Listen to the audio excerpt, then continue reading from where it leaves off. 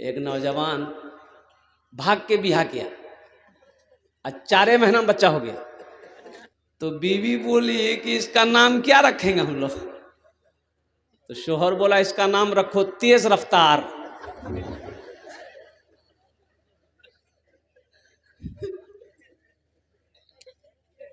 जहेज से तौबा करो, मजहब इस्लाम में जहेज कर लेना बहुत बड़ा गुनाह, बहुत बड़ा गुनाह है।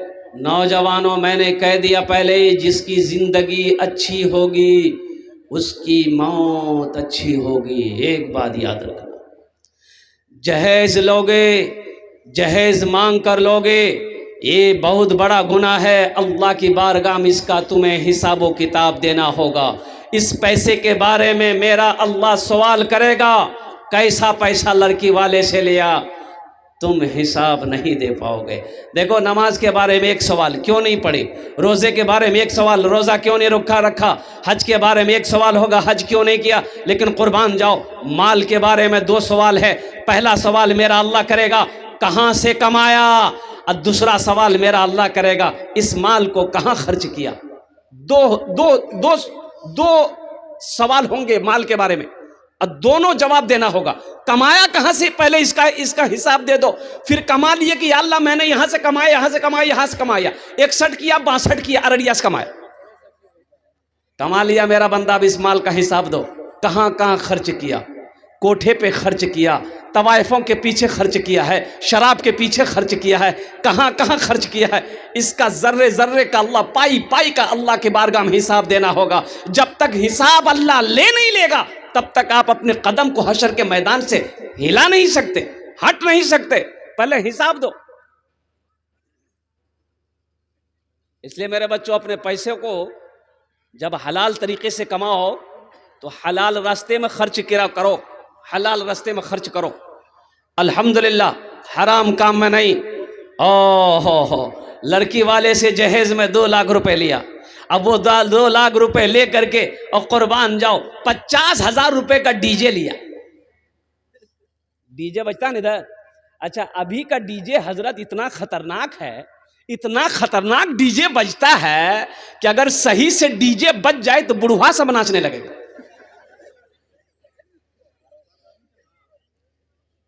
गुनाहों से बचो मेरे बच्चों, नौजवानों। अल्लाह को क्या जवाब दोगे। क्या तुम डीजे बजाने के लिए पैदा हुए थे। डीजे बजते हुए सुनने के लिए तुम पैदा हुए थे। अल्लाह ने तुम्हें ये बेकार पैदा किया, नाच गाने के लिए पैदा किया, हला हराम खाने के लिए तुम्हें अल्लाह ने पैदा किया है। सुनो, अल्लाह के कुरान से पूछो, ये अल्लाह के लारेब किताब तू बता दे, अल्लाह ने हमें क्यों पैदा किया है। तो अल्लाह का कुरान जवाब देता है, वमा खलक़तुल जिन्ना वल इंसा इल्ला लियअबुदून। मेरा रब कहता है, मेरा अल्लाह कहता है, सुब्हानहू तआला का फरमान है कि मैंने जिन्नात और इंसान को सिर्फ अपनी इबादत के लिए पैदा फरमाया है। मेरे बच्चों, गुनाहों से बचो। बड़ा भाई छोटे भाई की जमीन बेईमानी कर लिया। छोटा भाई कमज़ोर, जिस्म से भी कमज़ोर, उम्र से भी छोटा था। तो बड़ा भाई थोड़ा सा जिस्म से मजबूत था और उसका रौब था, दबदबा था। तो छोटा भाई बोला कि भैया ये हिस्सा जो बखरा जो कर लो, ये 4 बीघा ज़मीन आप बेसी ले लिए, हमको दे दिए। तो बड़ा भाई बोला कि ज़्यादा बोलेगा, लट्ठी देख रहा है, 5 लट्ठी मारेंगे, दिमाग ठीक कर देंगे, चल कोई ज़मीन में नहीं मिलेगा, हट। गांव वाले से छोटे भाई ने शिकायत की। तो गांव वालों ने कहा कि ऐसा करो, तुम पंचायती बैठाओ, मुखिया जी को बुलाओ, एमएलए साहब को बुलाओ, सरपंच साहब को बुलाओ, पूरे गांव वाले को बुलाओ। वो ज़मीन देगा, क्यों नहीं देगा। बेईमानी किया है, ज़बरदस्ती है, बैठाओ सबको। सारे लोग मोहल्ले वाले बैठे, बस्ती वाले बैठे। पंच मुखिया जी ने कहा, भाई 4 बीघा ज़मीन तुम ज़्यादा लिए हो, भाई को वापस कर दो, तुम्हारा छोटा भाई है। सरपंच ने भी समझाया, मुखिया ने भी समझाया, सारे लोगों ने समझाया। ये सुनता रहा, बड़ा भाई सुनता रहा। जब सब खामोश हो गए तो ये खड़ा हुआ, बोला कि मुखिया साहब, हम आपकी भी बात मानते हैं, सरपंच साहब हम आपकी भी बात मानते हैं, गांव वालों हम आप सबकी भी बात मानते हैं, लेकिन हम ज़मीन नहीं देंगे। तो माना कहाँ से। अरे माना, अरे बोलो ना भाई, माना। तो गांव वालों ने कहा कि अब क्या करोगे, छोटे भाई से कहा कि अब क्या करोगे बाबू, हम लोग क्या कर सकते हैं, जो केस कर दो। बोला नहीं भैया केस उस नहीं लड़ेंगे हम, अल्लाह इसका इंसाफ करेगा। और कुछ दिनों के बाद बड़े भाई ने हज की तैयारी शुरू कर दी। और जिस दिन हज में जाने वाला था सोचा कि एक आलिम हैं, उनसे मुलाकात कर लेते हैं और उनकी दुआएं ले लेंगे ताकि सफ़र आसान हो जाए। वो आलिम के पास गया, सलाम किया, बैठा। तो आलिम साहब सारा वाक़े से वाकिफ थे कि एक नंबर का बेईमान है। तो उससे पूछा कहाँ जा रहे हो? बोला अल्लाह सारा मोहल्ला जानता है, सारा इलाका जानता है कि हम हज करने जा रहे हैं, आपको पता नहीं? बोला नहीं हमको पता नहीं है। तो तुम हज करने जा रहे हो तो पीछे का मामला तुम ठीक ठाक किए हो? बोला कौन मामला, हम तो फिटफाट हैं।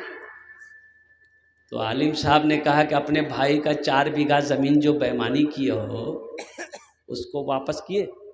बोला कि हजरत उसी को माफ़ करने के लिए तो हम जा रहे हैं मक्का मदीना। माफ़ होगा? अरे बोलो भाई माफ़ होगा? तो उस आलिम साहब ने कहा कुर्बान जाओ। उस आलिम साहब ने कहा नादान तू एक हज की बात करता है, अगर 10 हज भी कर ले तो जब तक बेईमानी की भी ज़मीन अपने भाई की वापस नहीं कर देगा अल्लाह तेरे हज को कबूल नहीं करे। छल बुद्धि ना करो किसी से, छल बुद्धि ना करो किसी से, कांटे में फंस जाओगे। छल बुद्धि ना करो किसी से, कांटे में फंस जाओगे। क्या लेकर आए हो बंदे, क्या लेकर के जाओगे, क्या लेकर के जाओगे। इसलिए मेरे बच्चों, मेरे नौजवानों, ये सूद है, ये जुआ है, ये जहेज़ है, इसलिए इन सारी चीज़ों से तौबा करो, तौबा करो, तौबा करो। एक लड़के को देखा मैंने, कोट पहना, पैंट पहना, जूता पहना। मैंने उन्हें अपने करीब बुलाया, हमने कहा कि बेटा बहुत खूबसूरत लग रहा है, क्या बात है, ये कोट कहाँ से लाया? बोला हमारा ससुर दिया है। हमने कहा कि शादी हो गई? बोला हाँ शादी हो गई। हमने कहा ये पैंट? बोला ससुर दिया। हमने कहा घड़ी रे? बोला मेरे ससुर दिया। अच्छा कुर्ता के अंदर में जो गंजी पहना है किसने दिया?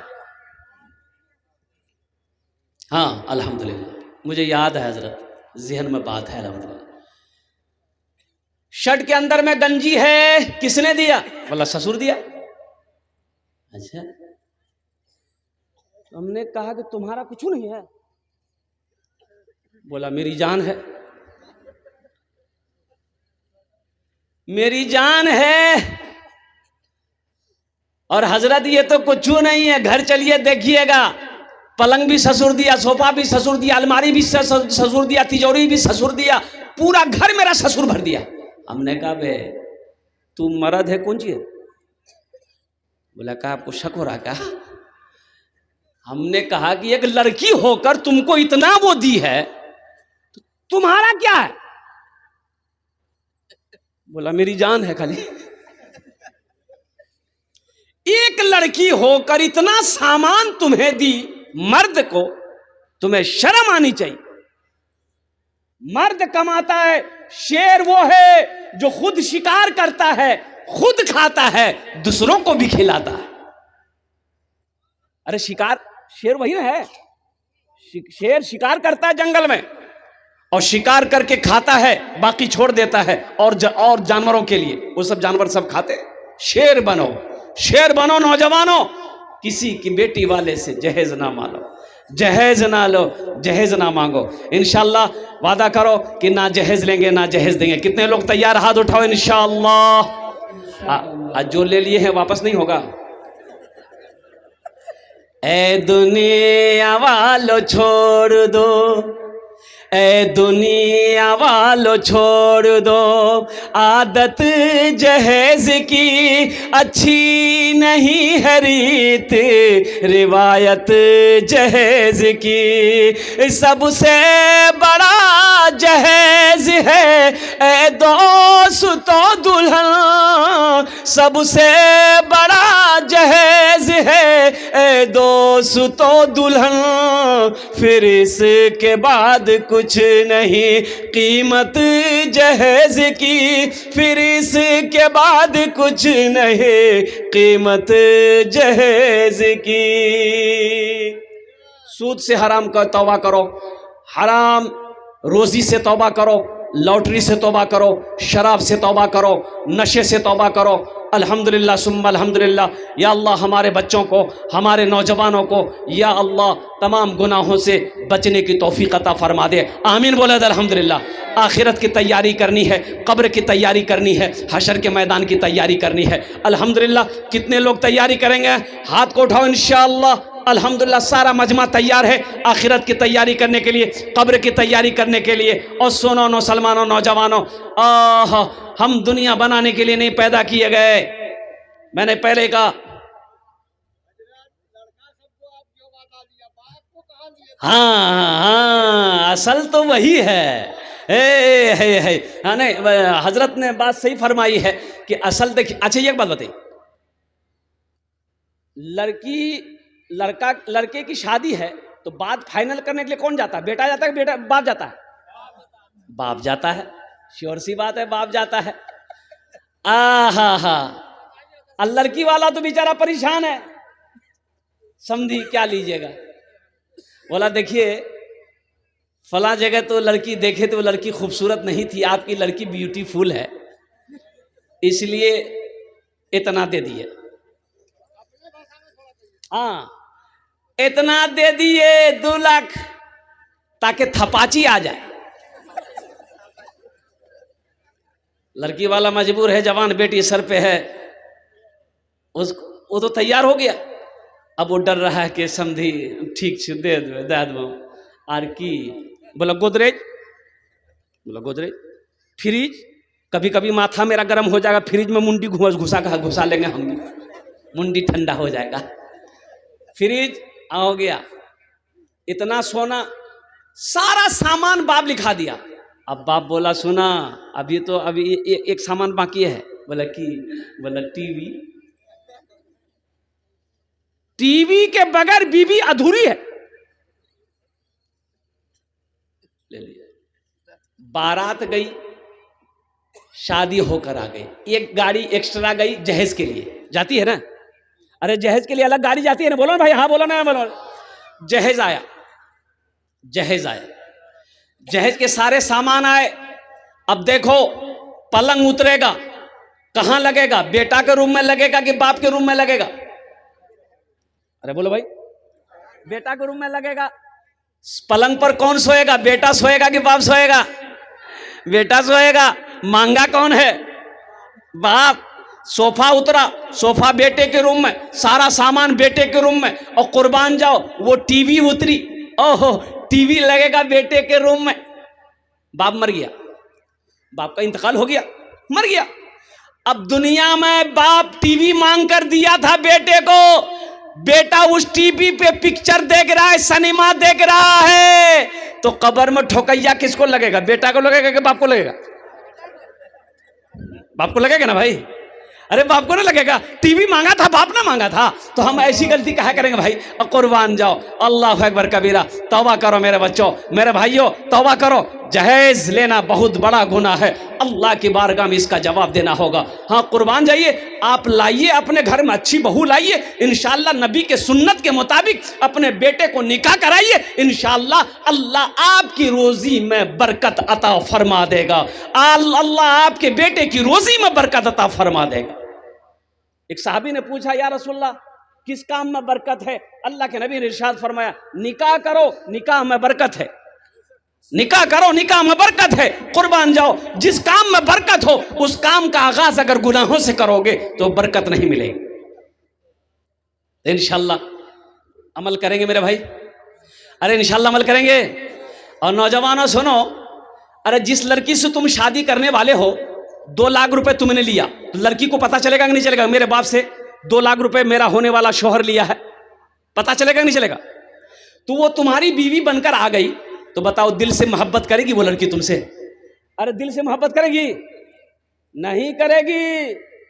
काहे नहीं करेगी? वो लड़की जानती है कि मेरा बाप के पास पैसा नहीं था, 2 लाख रुपए मांगा, मेरा बाप जमीन बेचकर इसको पैसा दिया, मेरे बाप के पास पैसे नहीं था, सूद पर उठाकर इसको क्या कहते हैं कि 2 लाख रुपए मेरा बाप दिया है, कर्जा उठाकर मेरा बाप इसको 2 लाख रुपए दिया है। वो लड़की दिल से तुम्हारी इज्जत नहीं करेगी। सर दबाएगी, अरे सर दबाएगी, बदन दबाएगी, पैर दबाएगी, नट्टियां दबा देगी। वो बोले झमेले खत्म बैग लीजिए। आखिरत की तैयारी करो, कब्र की तैयारी करो, हशर के मैदान की तैयारी करो। ये दुनिया तफरीगा नहीं है, ये दुनिया आराम गाह नहीं है, ये ऐशोशरत की जगह नहीं है। ये क्या है? ये क्या है? ये इम्तिहान गाह है, ये इम्तिहान गाह है। मेरे बच्चों, नौजवानों, अल्हम्दुलिल्लाह मुझे इस मजमे के अंदर में अच्छा आखिरत के तैयारों में से एक तैयारी ये भी है कि रहती ज़िंदगी अल्लाह के बैंक में कुछ जमा कर दो, कुछ जमा कर दो। ये सदका जो है अल्लाह, अच्छा बताया गया कि मरने वाला ख्वाहिश करेगा, या अल्लाह एक बार दुनिया में तू मुझे भेज दे। क्यों? नमाज पढ़ने के लिए? नहीं। सूरह अनकबूत में कुर्बान जाइए, अल्लाह कहेगा बंदा क्या करने जाएगा दुनिया में? ये तो अलाउ नहीं है। कहा कि मौला एक बार भेजेगा अल्लाह? नहीं, कानून नहीं है, अल्लाह का कानून नहीं है। लेकिन वो बंदा कहेगा या अल्लाह एक बार भेज दे। क्यों? नमाज पढ़ने के लिए? नहीं। हज करने के लिए? नहीं। रोजा रखने के लिए? नहीं। वो कहेगा या अल्लाह जितने माल मैंने जमा किया है, जो भी दौलत मैंने जमा की है, वो सब तेरी राह में सदका कर दूंगा।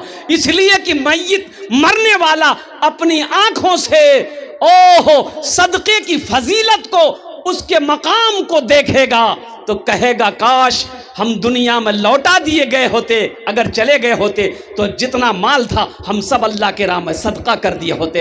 इसलिए मेरे भाइयों, मेरे नौजवानों, ये जो मदरसा है अल्लाह के महबूब का घर है, मस्जिद अल्लाह का घर है, मदरसा रसूलुल्लाह का घर है। माशाअल्लाह आखिरत की तैयारियों में से ये भी एक तैयारी है, ये भी एक अमल है। क्या पता मेरे मरने के बाद मेरा बेटा मेरे लिए कुछ करे या ना करे, मेरी बीवी मेरे लिए कुछ करे या ना करे, मेरा भाई मेरे लिए कुछ करे या ना करे। क्यों ना आज घर का मालिक हम हैं, खेत का मालिक हम हैं, बैंक अकाउंट में मेरा पैसा है, अल्हम्दुलिल्लाह रहती जिंदगी अपने हाथों से हम वहां कुछ कर ले। करेंगे इंशाल्लाह? अरे बोलो करेंगे? तो मुझे 5 आदमी इस मजमे में चाहिए, हम ज्यादा नहीं है। आपके लिए मैं 10 दुआ करूंगा, अपना जो नाम ये 10 दुआ करबो। अल्लाह का कुरान कहता है वक़ाल रब्बुकुम उदऊनी अस्तजिब लकुम, मेरा अल्लाह कहता है मेरा बंदा तुम मुझे पुकारो मैं तेरी दुआ को कबूल करूंगा। माशाअल्लाह है कोई ऐसा पहला सखी माँ अपने माँ बाप के नाम पर, अल्हम्दुलिल्लाह अपने माँ बाप के नाम पर नौजवानों आज करोगे, इंशाअल्लाह कल को तेरा बेटा भी तेरे नाम से करेगा। ये अदला का बदला है, जैसी करनी हाँ वैसी भरनी, ये बच्चों को पता है। अल्हम्दुलिल्लाह अपने माँ बाप के नाम से आप जो भी करोगे अल्हम्दुलिल्लाह वो आपको मिलेगा। तो मुझे 5 आदमी चाहिए इंशाअल्लाह इस मजमे के अंदर में। ऐसा कोई पहला सखी है, कोई ज़मींदार है, कोई ताजिर हो, किसान हो, मास्टर हो, वकील हो, जज हो, डॉक्टर हो, प्रोफेसर हो, कोई ऐसा माँ का चहीता बेटा पहले फहरिस्त में अपना नाम लिखा। अच्छा वो लोग भी आ जाइएगा जो बीमार रहते हैं या जिसके घर में बीमार है, इलाज करते करते थक गए, अररिया पूर्णिया किशनगंज पटना करते करते थक गए, अच्छा नहीं हो रहा, अल्लाह के रसूल ने इरशाद फरमाया अपने बीमारों के नाम पे सदका किया करो, अल्लाह सदक़े की बरकत से बीमारों को मुकम्मल सेहत व तंदुरुस्ती अता फरमा देगा। कसरत से जो सदका करता है अल्लाह उसकी उम्र को बढ़ा देता है। और कुर्बान जाओ, वबा से, बला से, हादसा से, बुरी मौत से तेरी हिफाजत फरमाएगा अल्लाह। सदका करो, सदका करो, सदका करो।